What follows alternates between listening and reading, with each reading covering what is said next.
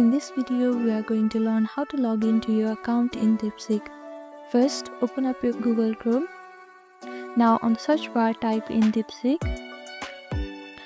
After that, here you can see two different options. Click on the Start Now button, which is on the left side. Now here you can see this login page, and where you have to type in your email address or your phone number with its password. So on this field here, type in your email address.